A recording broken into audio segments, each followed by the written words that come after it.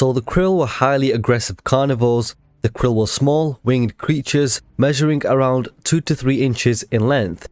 Their two eyes also glowed a pale yellow light. So I'm your host Abs, and in this video I'm going to be explaining the extremely aggressive carnivores who are known as the Krill. And if you could do me a favour and drop a like on the video if you want to see similar lore content, and subscribe if you haven't done so already if you're enjoying the videos. And with that out of the way, let's dive straight into it.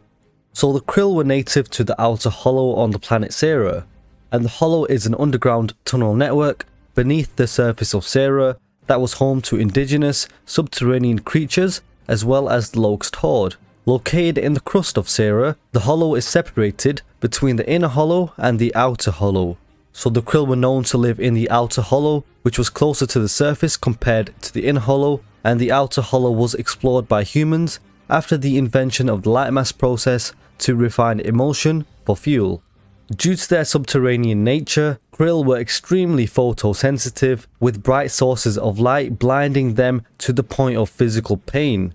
In fact, Krill were so sensitive to light they even burst into flames whenever they were exposed to ultraviolet light. Krill were nocturnal and as such were most active at night. They slept in safety of the Hollow when the sun was out, but once twilight descended, they would begin to emerge from their subterranean warrens in search of food, which was generally anything that left the light, which in this case would have been other Hollow creatures or probably whatever they could find really. Krill swarmed their prey, devouring it piece by piece, little by little, multiplied 100-fold, utterly consuming the target until there was nothing left, not even bone. Not even the Locust Horde was completely safe from the Krill's voracious appetites, though they were often ignored when there was an abundance of humans to feed upon. However, the Locust have also been known to directly use the Krill, the most prominent example being General RAAM, who somehow exerted a sort of control over the Krill, which hasn't been fully explored as to how RAAM of all the Locust had a large amount of control over the Krill. The unidentified Theron elite that accompanied RAAM during the evacuation of Alima could also manipulate the beasts, but to a lesser extent.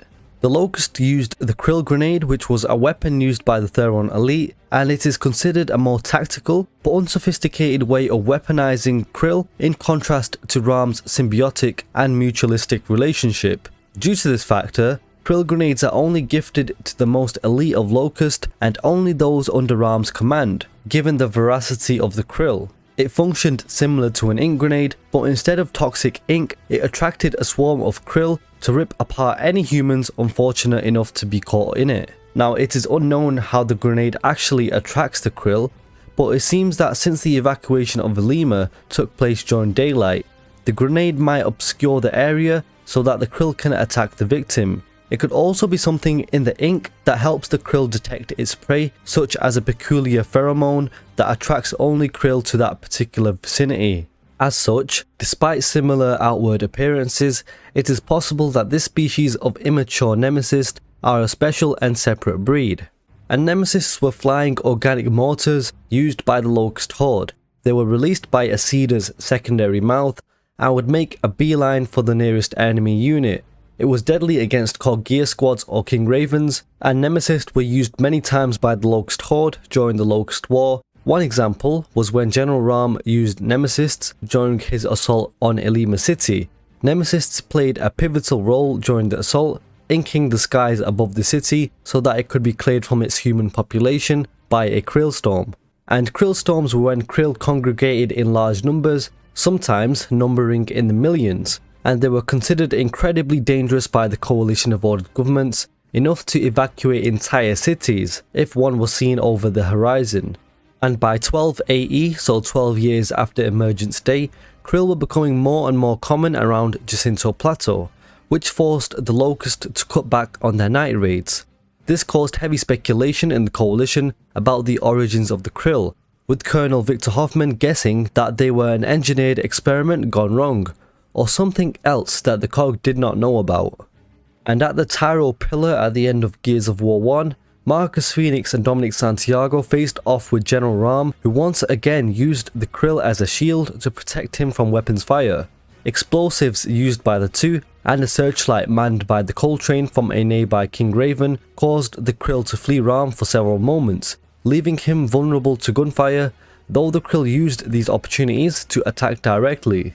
Eventually, RAAM was killed and the Krill fled without his control over them to keep them there. So with the death of General RAAM and the detonation of the Lightmass bomb, which destroyed the Outer Hollow, the Krill's breeding grounds were destroyed, and their species became virtually extinct, allowing the coalition to retake the capital Ephyra.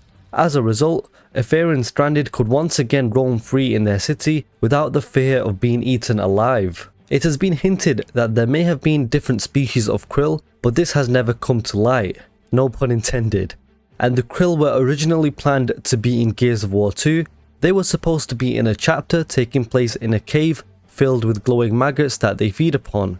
But for unknown reasons, the chapter and any actual Krill appearances were left out.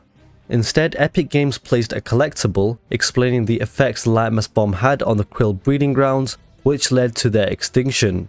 So there you have it guys, there's the Krill hollow creatures from the Gears of War universe explained. So if you did enjoy this video, be sure to drop a like and comment down below what do you think of the Gears of War Krill hollow creatures, and let me know if there's any lore you'd like me to explain next, and subscribe if you're new to the channel for more lore related content, and be sure to check out my playlist for hours and hours of lore content that you can watch, so I definitely recommend checking that out. And yeah guys, I hope you have a great day and I'll catch you next time.